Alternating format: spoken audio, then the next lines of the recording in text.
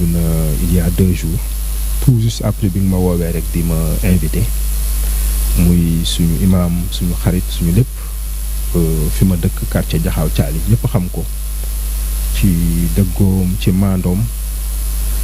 muy góor gi Alioune Niang voilà ko di ko jaale toute sa famille damay wax waxam parce que ñëpp xamoon nañ ñu ma jege ñëpp tamit xamoon nañ ko ci jikko yu rafet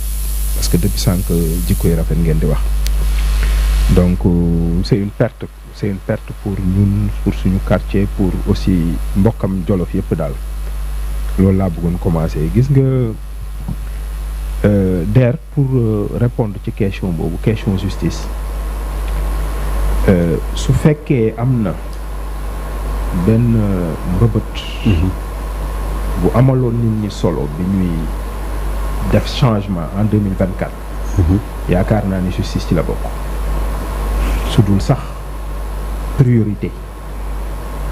parce que ñëpp gisoon nañu avant justice ni mu nekkee woon crise ak crise justice jafe-jafe yu mu indi woon ci réew demoon sax bay réew mi di bëgg pour la première fois réew mi di bëgg dugg ci benn situation boo xamante ni mosuñ ko dund donc volonté électeurs yu bëri moom moo doon ak opposants yi yu mel ni ñun ak ñi fi nekk li ñu diggoo woon moom mooy suñu ñëwee dinañ indi ay rupture vertueuse ci justice te loolu nit ñi amoon nañ ci yaakaar parce que dañoo def benn weer wala ba ñaar au mois de mai 2024 ñu woo ay assises ci justice te nit ñi nañ ñoo waxtaane xool yan ñooy réforme nan la ñuy def daal ba justice changer ba justice retrouver la confiance du justiciable ñu defoon assises yooyu comme ni ma ko waxee mu indi woon espoir assises yi nag ñu def ko ñu rendre rapport au mois de juillet 2024 mais li ñu remarqué malheureusement depuis ñu joxe rapport yaakaar naa ni Malal mi sax ci la bokkoon ci ñi bokkoon ci assises yi depuis boobu amul dara lu avancé par rapport ak réforme yu ñu doon xalaat benn bi mooy réforme conseil supérieur de la magistrature ñëpp ñu xam justice muy universitaires yi muy magistrats yi seen bopp muy avocats yi muy société civile bi muy acteurs politiques yi ñëpp wax nañu ni dañoo war a réformer le conseil supérieur de la magistrature dans sa composition comme dans son fonctionnement conclusion assises yi waxoon nañu dañu réformer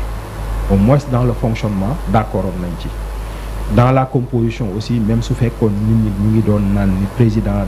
day toog wala du toog mais ouverture conseil supérieur de la magistrature consensus la woon aussi mais ñu gis point boobu ak juge ñu war a indi juge liberté et de la détention ñaari poñ yooyu parmi d'autres mooy poñ yu gënoon fës yu nit ñi gënoon xaar te poñ yooyu soxlawul ay ressources financières donc lu ñu waroon mën a appliquer la très rapidement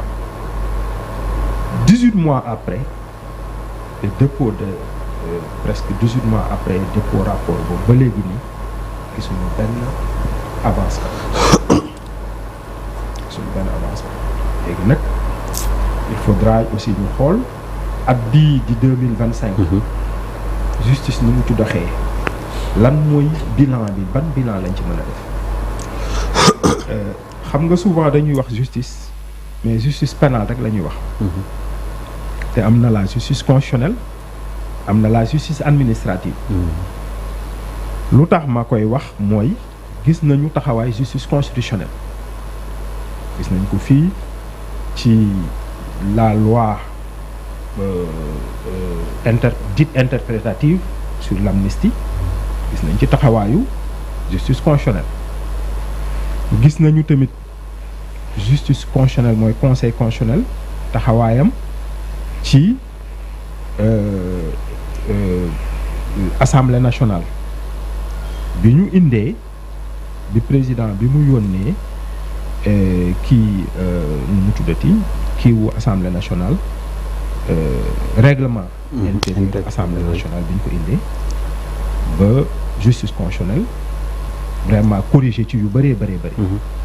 donc justice constitutionnelle bi su fekkee dañuy wax dëgg rek. am na taxawaay boo xamante ni dafa suivre taxawaay bi mu amoon. ci mois de février 2024 bi ñu naree randal élection yi ba mu taxaw rendre sa fameuse décision boo xamante ni moo indi woon dal ci Sénégal moo taxaw ñu am ay élections yu apaisées donc justice constitutionnelle bi moom wax dëgg yàlla am na taxawaay bu am solo. justice administrative tamit sooy xool récemment ñu ngi waxu arrêté ministère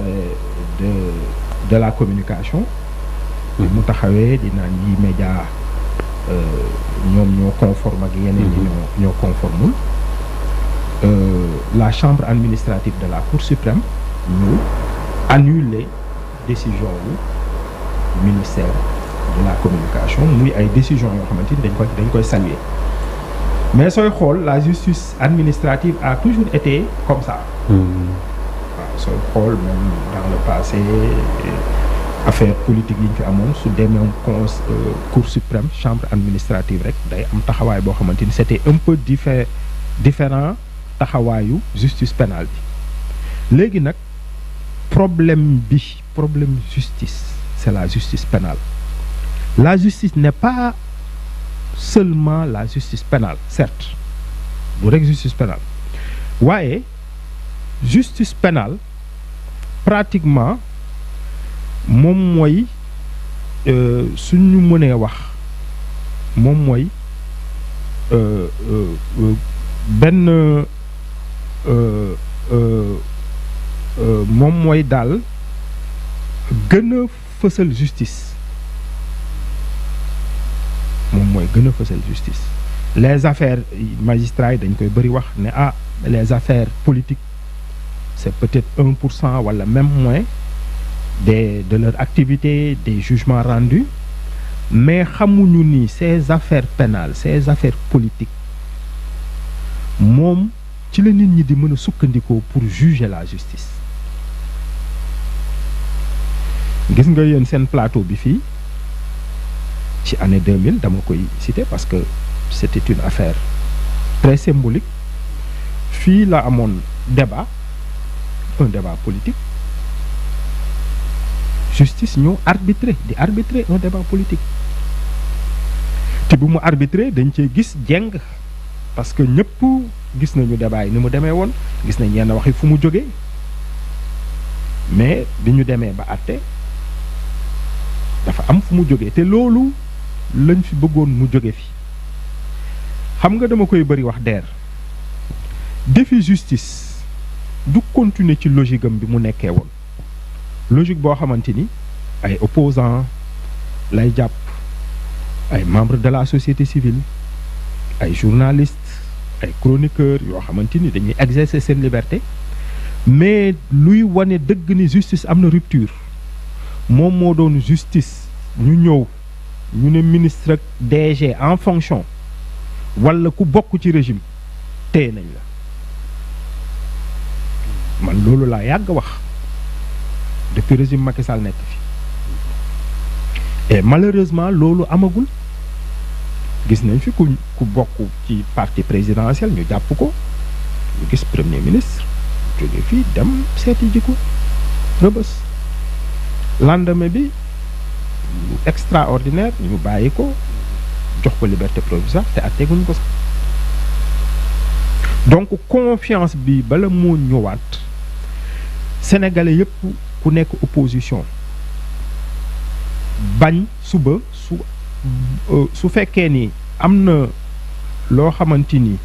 jote naa ko ku nekk pouvoir mu bañ a tiit bañ a jàpp ni man de fu may dem fi danañ ma atte mais de manière équitable loolu nag moo amul. am na tamit leneen lu am lu may estimer ni loolu dafa yàq image justice sénégalaise mooy affaire extradition yi lu tax parce que la justice sénégalaise dafa prêter le flanc à la critique. Affaire Madiambal Diagne bi suñ ko jëlee xam nga extradition su ñëwee ci réew bi day xool parce que Madiambal Diagne dafa dem ne c'est une affaire politique te suñu neewee nii il y a escroquerie wala détournement de deniers publics koo xamante ni nekkul fonctionnaire jegewu ci moom c'est un privé ñu téye ko amul kenn kuy fonctionnaire ku ñu téye wala société bi nga xamante ni moom moo ñëwoon di liggéey ci fii amul kenn ku ñu procédure bi amul kenn ci ñoom ku mu topp loolu dafay téye xel te bi mu demee justice française bala moo extrader nit ki puisque wax na affaire politique la day xool est-ce que waa ji su delloo réewam il va bénéficier d'un procès équitable te dafa am là-dessus dara lu amoon solo loo xamante ni ñëpp gis ni dañ ko violer mooy la présomption d'innocence parce que nguur gi ñëpp xam nañu am na ay presse yoo xamante ni dañ leen jege gis nañu bien avant sax procédure bi di commencer ñu ñëw di wax ni kii détourné na sàcc na dañ ko war a jàpp voilà respecté wuñu présomption d'innocence am procédure bi nekk na loo xamante ni jaaxal na ñëpp même l'esprit le moins averti ku xamul sax justice da nga ne waaw suñu waxee dara ci deniers publics nan lañ ko mën a reprocher à quelqu'un boo xamante ni nekkul fonctionnaire te nekkul complice koo xamante ni fonctionnaire la wala mu ngi gérer ay deniers publics donc loolu tax ni li ma wax mooy justice française dafa àtte justice Sénégal loolu nag rafetul ci image Sénégal parce que Sénégal dafa yàggoon am réputation d'une justice boo xamante ni dañ ko respecté amul justice nag bu parfaite amul fenn gis nga France boobu pour wane la ñoom seen niveau fu ñu yegg dëgg yàlla am na nag fu ñu yegg ci justice il y a 2 ans seen ministre de la justice la ñu topp di ko àtte ministre de la justice bu nekk en fonction procureur bi koo xamante ni procureur bi moom ci suufam la nekk procureur bi chargé ko bu muy naan procureur bi yow da ngay politique imagine leen ñoom fu ñu toll. maître Dupond-Moretti. maître Éric Dupond. waaw Moretti Dupond-Moretti waay. donc loolu. et même seen ministre de l'intérieur ñu convoqué ko mu dem wuyu ji toute une journée. au tribunal. gis nga nag pour une affaire de mœurs. gis nga ñun suñu yeggoon foofu. Gérard Darmanin pour ne pas le citer. waaw ñun suñu demoon ba yegg foofu te loolu mën na nekk parce que on a les ressources humaines yu fi nekk bien formés à la bonne école magistrat yu baax yi ñu ngi fi ñoo ëpp fuuf parce que corps boo gis day am jafe-jafe mais su fekkee ni amul ay réformes pour ñu mën a désigner magistrats yi de manière objective comme ni ñu ko defee récemment bi ñuy désigner waa OFNAC waay mën nañ ko def de fépp désigner ba ñëpp xam ni ñii ñu désigner ñii pratiquement ce sont les hommes qu'il faut à la place qu'il faut. Donc loolu su amul volonté politique il faut la volonté politique man dama koy respecter dama koy répéter chaque fois li fi nekkoon régime Macky Sall il n'avait pas eu la volonté politique de faire des réformes jóge nañ fi ñi fi nekk pour le moment y a pas la volonté politique leneen li aussi fa laay jeexale mooy magistrat yi seen bopp mu am culture d'indépendance bi pratiquement moo fi amatul loolu aussi il faut que nit ñi wax ko chaque fois dama koy rappeler ñi fi nekkoon ay Kéba Mbaye ay Assane Bassirou Diouf ay Ousmane Camara ak ñeneen mais suñu taxawoon dañuy wax seeni collègues yi yéen ministre ak député ak leneen amul dara lu mu leen yóbbal seen place bi ngeen am ci démocratie remplir leen ko cette culture d'indépendance na nag malheureusement moom fi dañ donc la magistrature war nañu xoolaat seen bopp au niveau de leur corporation au niveau de la hiérarchie judiciaire ñu xam ni place bi ñu fi yore